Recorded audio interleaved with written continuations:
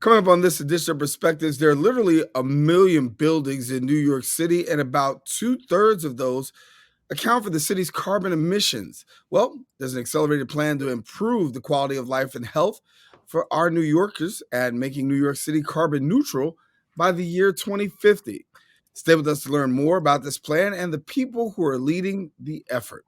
That's coming up next on Perspectives with yours truly, Daren Jaime. What's on your mind? Express what's on your mind. What's on your mind? Anything relevant to life, you bring it to the table. Whether you make a move solo or a movement with a stable. No fables, just speak on your decisions. Cause in the long run, it's your voice, your views, your vision. Keeping it real with many messages for you to know. This ain't radio, but DJ runs the show. Entertainment, he rocks it. Politics, he locks it. The host with the most would handle any topic. Don't forget to share your perspective with shines of light. Cause it might make a difference in someone else's life. Make a difference in someone's life. Express what's in your heart and your mind. Share your perspective. Hello, everyone. Welcome to another edition of Perspectives. I am Daren Jaime. Of course, we thank you for watching. And as always, you can stay connected to us here on Perspectives. You can check us out on our social media platform. If you want to reach me personally, that's Daren C. Jaime on Facebook. And then on Instagram and Twitter, that's DC Jaime23. And of course, you can always go to YouTube and find some old episodes where you can find out the information that matters to you the most. Coming up on this edition of Perspectives, we talk front and center about the issue of emissions. New York City has an ambitious goal. It's a climate goal to reach net zero carbon emissions by the year 2015. Now, in 2019, the city passed the largest climate legislation of any city in the world, with several laws aimed at reducing the greenhouse gas emissions across the city. Here to break it all down, we've got two very special guests. First, we've got Jazmine Espeut. She serves as the Energy Efficient Outreach Specialist for the New York City Accelerator Program. She also brings years of experience in the clean energy sector and urban sustainability. Her roles include outreach to community-based organizations and elected officials to promote the New York City Accelerator, as well as hosting events across Brooklyn, the Bronx, and Manhattan, educating owners on energy conservation and measures. We're also joined by Clarence Stanley, and he's the former regional director of the Small Business Development Center at Lehman College. He comes with a long list of experience, including branch manager and vice president at Citibank, as well as an account executive at Merrill Lynch. He recently retired, and he now serves as a senior small business consultant for the SBDC. And we thank you both for joining us and being with us. And so, Jazmine, I'll start off with you. First of all, let's talk a little bit about this here, because when we talk about climate in New York City, you heard what I said in the intro. It's kind of alarming because we've got so many buildings in New York City, and yet and still so many challenges when it comes to climate. Indeed, yeah. So as you mentioned, most of the emissions in New York City do come from buildings. So we're at a number that's almost 70%. Unlike the rest of the United States, where most of the emissions come from transportation, so cars, trains, trucks, New York City is very unique. You know, you look around, you see buildings everywhere. So the reason why a program like New York City Accelerator exists is to work with building owners to give them the resources to do energy efficiency upgrades so that we have more comfortable buildings and also cleaner air. So I'm going to get a little bit into what the program is, which buildings are eligible. But one thing that I want to stress about this program, if you take nothing else away from this, is that this is a completely free program. So this is a city-sponsored program that's free to all New Yorkers to utilize. Let me get Clarence in for a second and talk to Clarence about this, because Clarence, this is a very important program, very vital for many New Yorkers. Talk about your affiliation with it. Well, the Small Business Development Center, as you know, we're about small businesses. And I think one of the biggest issues in the Bronx, as you know, we have a high asthma rate. It has been a problem. We haven't gotten the word out to the Bronx. We've got the Business Improvement Districts and Merchants Associations. We got all the affiliations that we have. As you know, I'm on the board of the Bronx Overall Economic Development. But I'm working with all the SBDC centers to try and reduce the carbon footprint in the city, and looking on a national level, but right now working in the city. So we have a huge network of partners and collaborators, from the Bronx Chamber to the business improvement districts, merchants associations, and of course the university. So it's important to get this out uh, to reduce the carbon footprint and to let the businesses know in the area that these programs are available. Yeah. And so, Jazmine, for those who may not know about the program, let's walk into some details about the program. Who exactly is eligible to participate? Okay, so we work with buildings that are over 5,000 square feet. So that works out to be buildings that are usually about 5 to 6 units, all buildings that are privately owned. So we don't work with publicly owned buildings, for example, NYCHA buildings, New York City Housing Authority buildings, public schools, for example. Those buildings are usually on their own system, but we work with buildings that are privately owned. So multifamily buildings, affordable housing, market rate housing, all across the 5 boroughs.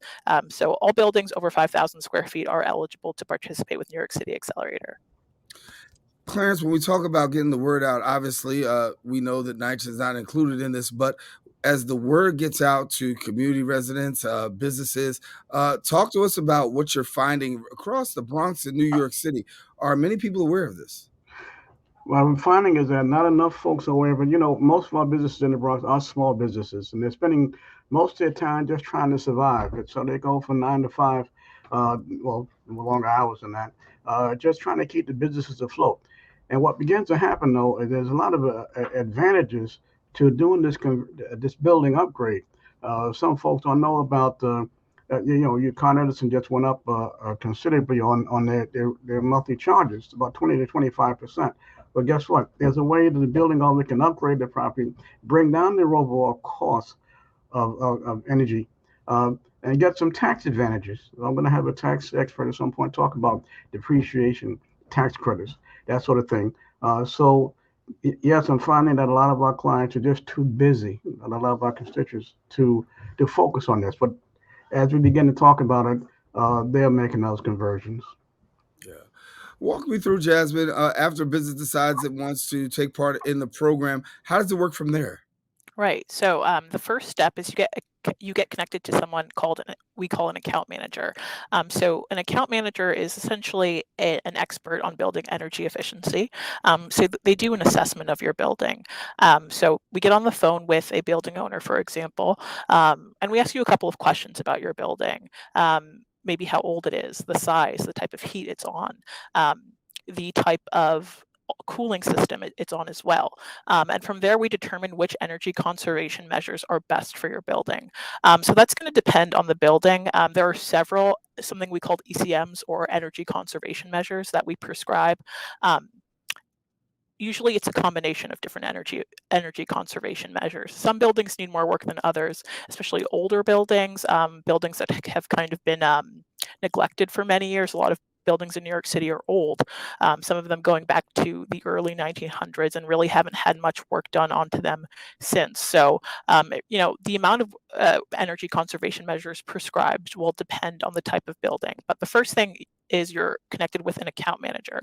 They do an assessment of your building, and they determine which energy conservation measures are necessary. From there, you as a building owner, manager, or stakeholder, you get to decide which energy conservation measures you implement to your building. So no recommendation is mandatory. It's a free program. Your participation is as much as you'd like or you wouldn't like. So at the end of the day, it is a suggestion, but it is free expert technical advice. And these are services that people often pay for, not knowing that there are programs like New York City Accelerator that exist to help you as a building owner. Being a building owner in New York City can be very difficult. There are a lot of laws. There are a lot of things that you need to comply with. And we really just want to make sure that New York City building owners are aware of the resources to them. Another really interesting component of the program is that we connect you to incentives and financing to do these energy conservation measures. Oftentimes it can be expensive.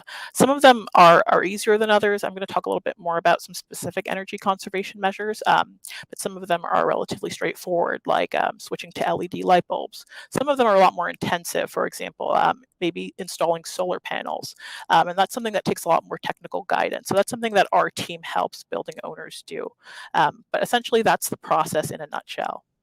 And if when I'm looking at businesses, I think about the fact they've got so much to contend with. The economy Right. is the way that it is. Businesses are just struggling to rebound after COVID, and Right. then here you are that you've got these challenges that are there. And as you mentioned a few minutes ago, really.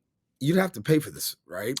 Right. And if you hire out, you're going to pay for this, and it's not going to be cheap. But here's an opportunity for people to be able to tap in. So, from an economic standpoint, how much can people be able to save? Right. So, it depends.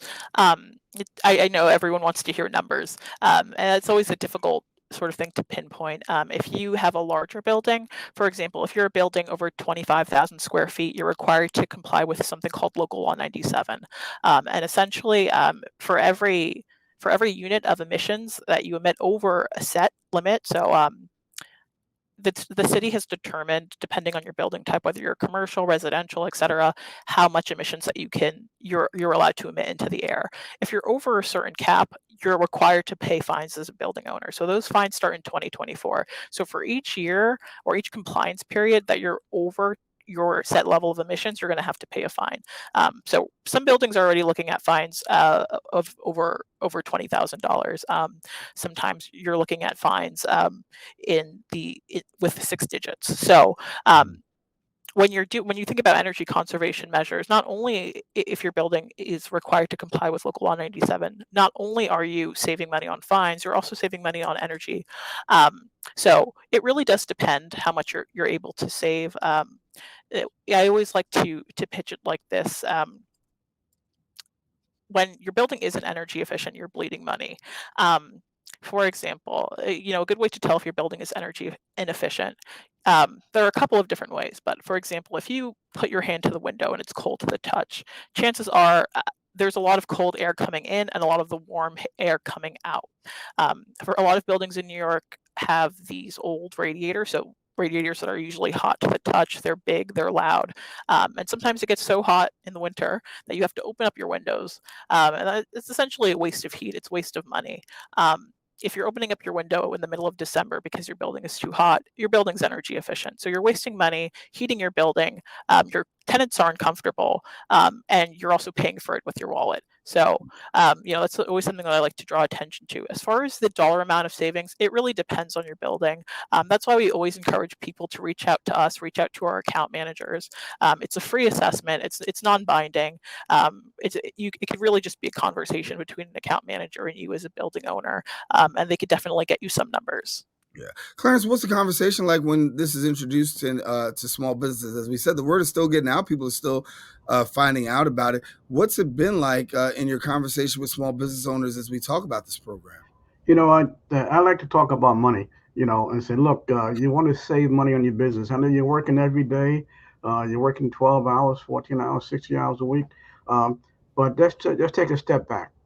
Take time to talk. They've got an awesome program. The key word is that it's free, and you're going to save money. Now, they have a program, Jazmine can talk about this. You can actually enter your address into the program, and you'll see what your potential savings might be and what your potential charges might be.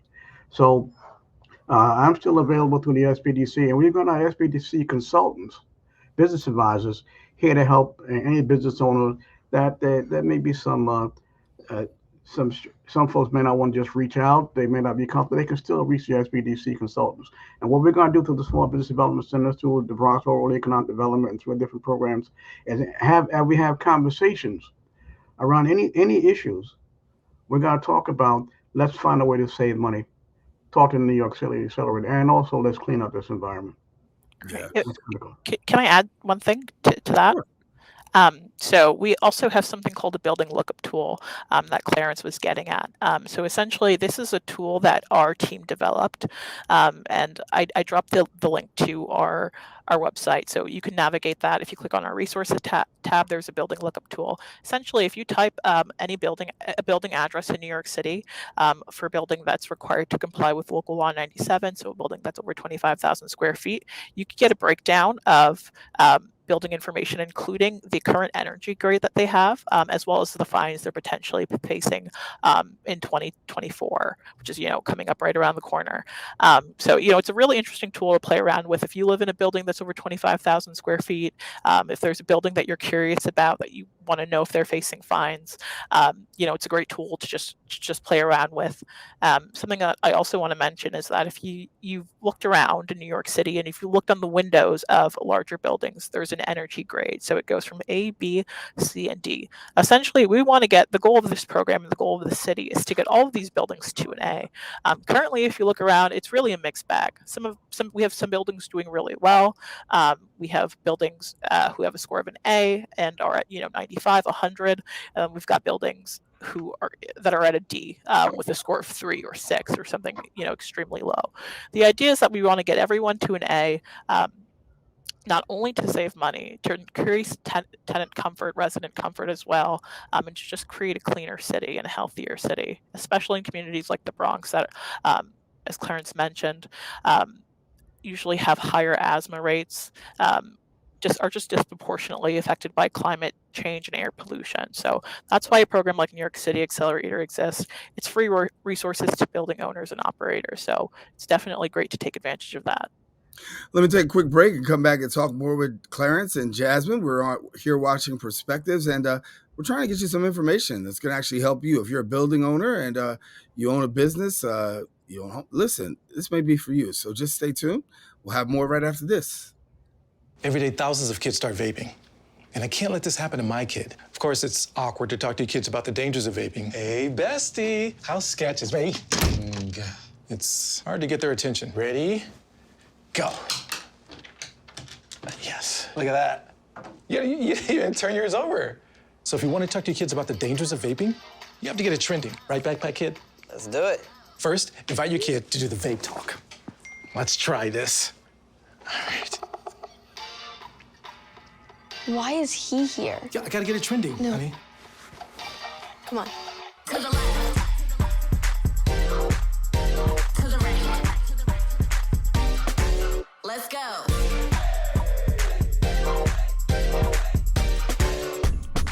Oh, honey, can we talk?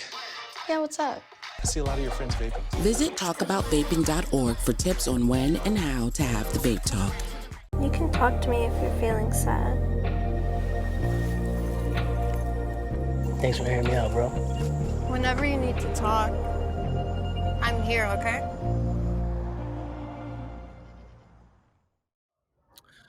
Back here on Perspectives, we're continuing our conversation talking about, climate control right here in New York City, ways to help businesses, organizations be able to possibly save money through a great accelerator program. We've been giving you the information throughout the course of it.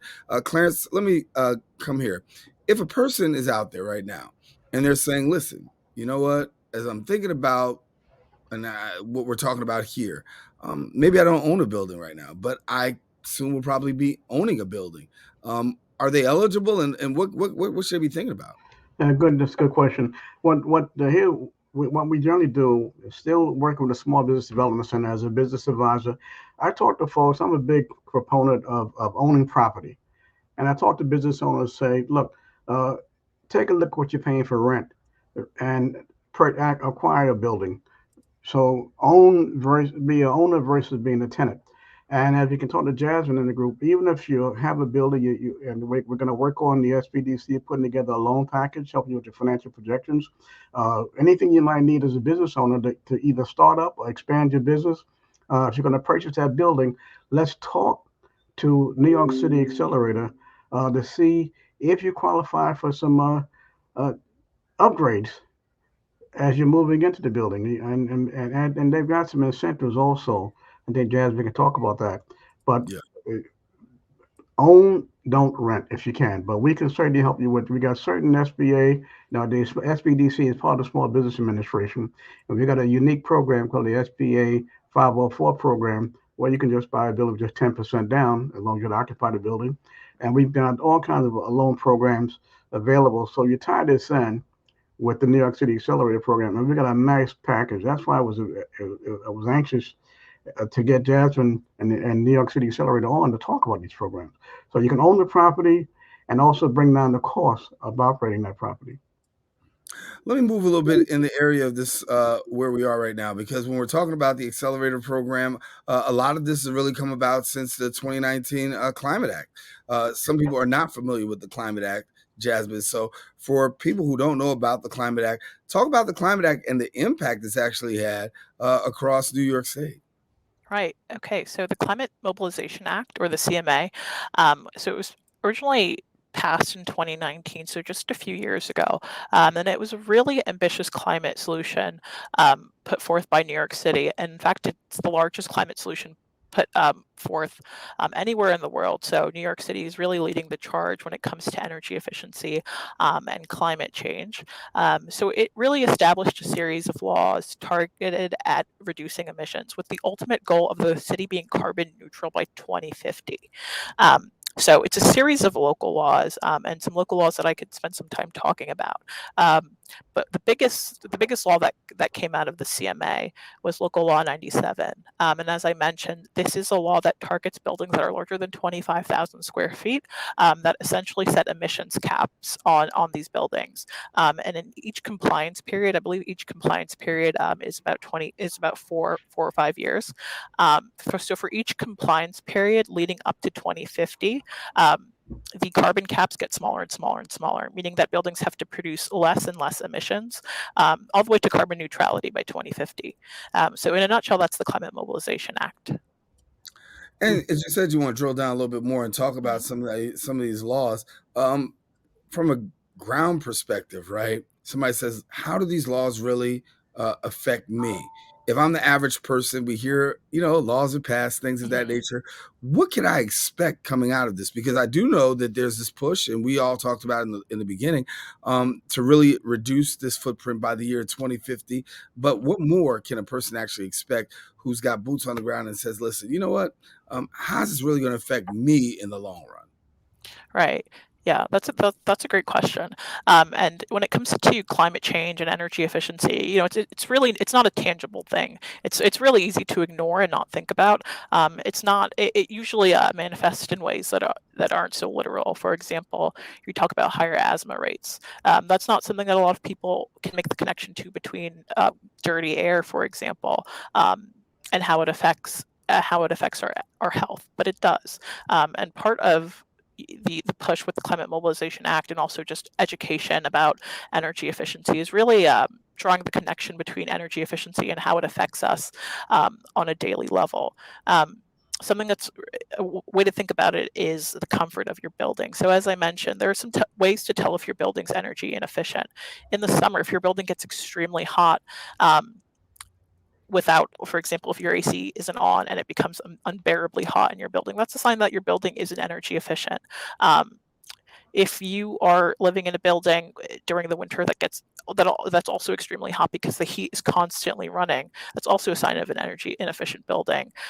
So going back to the concept of tenant comfort, if you're living in a building that's energy efficient, it does affect you. Air quality as well. If you're in an area where there's a lot of air pollution and there are a lot of air leaks in your building, that's a lot of outside air coming into your building, and potentially dirty air as well. So whether we recognize it or not, climate change is real, and living in an energy efficient building, it should be at the top of everyone's priority. Now, I know that everyone isn't a building owner, so not everybody has the decision power to participate in a program like New York City Accelerator. We also have a resource where you can refer your building. So if you're a tenant in a building and you notice that your energy grade isn't good, or if you just think if climate change and energy efficiency is really important to you and you want your building to participate, we do have a refer a building program. So you could just type in your information about your building. It's completely anonymous. You don't have to identify yourself if you don't want to, but really just the building address, and we reach out to the building owner, and we can have a conversation with them. So there are a lot of ways for people to get involved in New York City Accelerator, even if you're not a building owner. I know if you want to reach Clarence, you can reach him at nysbc.org, and there you can find out some more information about that. And Clarence, when we talk about questions that are being asked, what are some of the more common questions that you're hearing from people? What we're getting right now basically is do they have the time to work on the programs? They're concerned about finance. Right now just what we mentioned inflation before. Interest rates are going up. Yes, they're going to continue to go up. However, the conversation we need to talk about is your cost savings over time. You're going to see you are going to get some financing. Yes, you're going to get hit with a loan. On the other side of the coin, you're going to get a tax credit.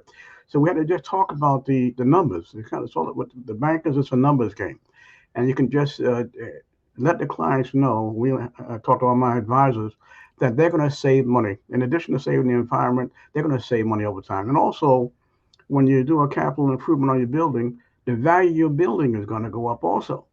So now not only are you making money on you're saving money, but you also have a possibility of increasing the value of the property that you own. Yeah. Getting down to the end of the program, but I just want to get an opportunity for both of you to be able to share. And Clarence, I'll start with you. I got less than 2 minutes, but what do you want people to know before we leave? Want to know that we're here at the Small Business Development Center, our business advisors are here to help.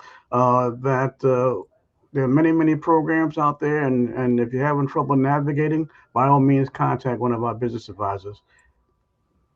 Jazmine, you get the final word. All right. So, as I mentioned, New York City is a program that helps building owners meet local laws, boost building performance, and increase energy savings while also reducing their carbon footprint. It's a completely free program. Even if you have already been thinking about energy efficiency measures, even if you already have people on board doing energy efficiency measures for your building, call New York City Accelerator. These are your tax dollars at work. Like I mentioned, free program. It doesn't hurt to get a second opinion. Well, Jazmine, Clarence, I want to thank you so much for being with us here on the show. Glad to have you with us. Hopefully people take advantage of this much needed information. It's a valuable tool. I think that for businesses, as you said, so many times we pay out of pocket. And when you pay out of pocket, that number can be absorbent. But here's a program that can actually help people to be able to do that. So I'm glad that we were able to have you, glad that we were able to have this conversation, get the perspective out there so that way businesses can also get an opportunity to make and turn that corner, especially in a time like this. Thank you both, I should say, for being with us. Thank you. Of course. All righty. Well, that about wraps it up on this edition of Perspectives. I am Daren Jaime. Hopefully you'll take advantage of the information, and that's what we do. We share information and we share perspectives, and we encourage you to do just that. Share your perspective, because it just might make a difference in somebody else's life. My producer, Curlew Burton, and the rest of us here, take care and God bless.